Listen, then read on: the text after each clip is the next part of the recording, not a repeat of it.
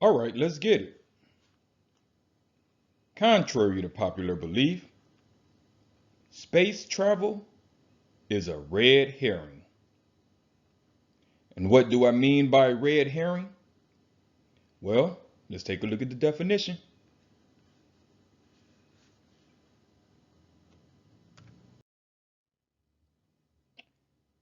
I'm looking at number 2 here. A red herring is something intended to divert attention from the real problem or matter at hand. A misleading clue. So, for the remainder of this video, I will be making my case against space exploration, aliens, UFOs, etc. If you've been paying attention to the news lately, you probably heard about the rover on Mars and seen some of the images from Mars' surface. And do you know what they have revealed? Absolutely nothing. No evidence of life, no water, no plant life, which also means no oxygen. No, only pictures of a desert-like environment. And it begs the question, why are we there? And how much does it cost? While Republicans and Democrats argue about tax cuts and infrastructure and being fiscally responsible, space exploration seems to me to be the most irresponsible use of funds in our history. So how much does it cost? Glad you asked. Check out the snippet on the screen. And it reads as follows. And I'm paying attention to the highlighted area. NASA's budget for fiscal year 2020 is $22.6 billion. It represents 48%, or I should say 0.48%, of the 4.7 trillion the United States plan to spend in the fiscal year. Since its inception, the United States has spent nearly $650 billion on NASA. When adjusted for inflation via the GDP deflator index, the cumulative figure is closer to 1.9 trillion, an average of $19 billion per year over its entire history. So if you think those figures aren't accurate, research on your own. The amounts may vary, but the price tag is still staggering, especially considering that we have received little to no return on our investment. And I keep saying we and our because our tax dollars help fund these excursions. So what has time travel produced besides the most expensive photo shoot ever?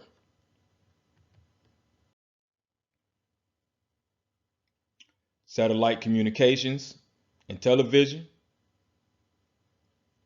Google Earth images, which y'all admit is pretty cool. I look at it from time to time. Weather tracking systems.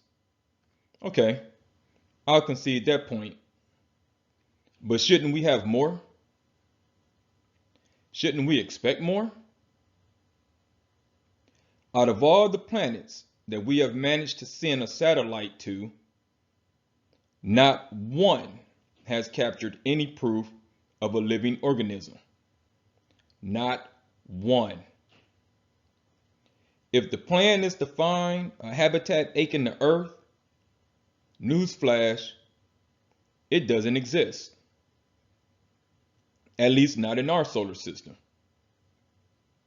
And I said that last sentence for the community that will say that there are other solar systems. There are other galaxies. And my answer to that is So what? Who cares? We can't travel to a different solar system, so it's only a talking point. We barely have the capability to explore our solar system. Which leads me to my next point. Aliens have not visited Earth. Despite all the movies, despite the Area 51 rumors and all the conspiracies, it's just not true. I'm a practical thinker. Maybe it's a hindrance, or maybe it keeps me grounded. With that being said, here are a few questions that someone needs to answer. If aliens travel to Earth, which planet are they from? I just finished saying that there isn't any proof of life on another planet in our solar system. Next question. What kind of materials are they using? What are they doing to build their spaceships? What kind of fuel are they using for an energy source? If you believe that I'm wrong, then you must believe that any alien society is far more advanced than we are. So why would they want to come here? Wouldn't aliens consider Earthlings to be dummies of the universe? Wouldn't they laugh at our tech? I mean, they have nothing to gain by coming to Earth.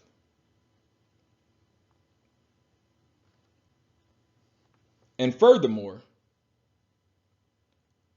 why do you think that they would come in peace? Look back through our history.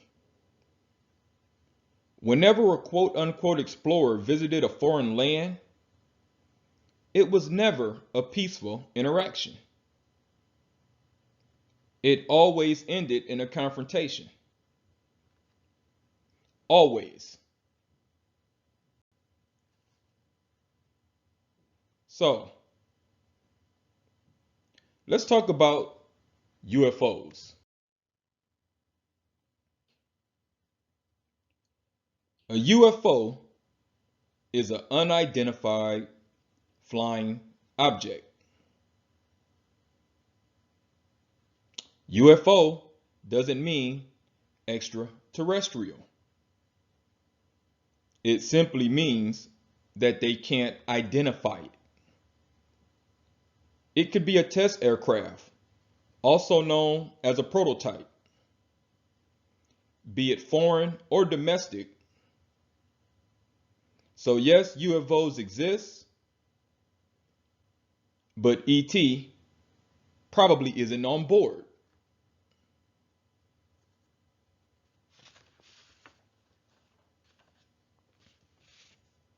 Getting back to the dollar amounts being spent on space exploration.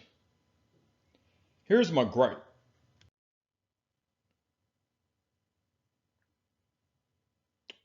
World hunger is an issue. Hell, we have food deserts right here in America. So you mean to tell me we have billions of dollars to waste on space exploration, but we can't feed the hungry? We can't shelter the homeless? Really? I mean, where are my progressives on this issue?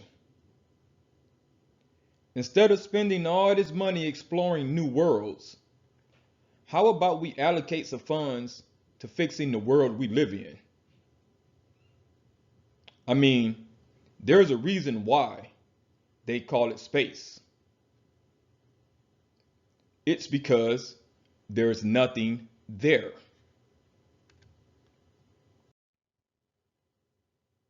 So, I'll leave it there for now.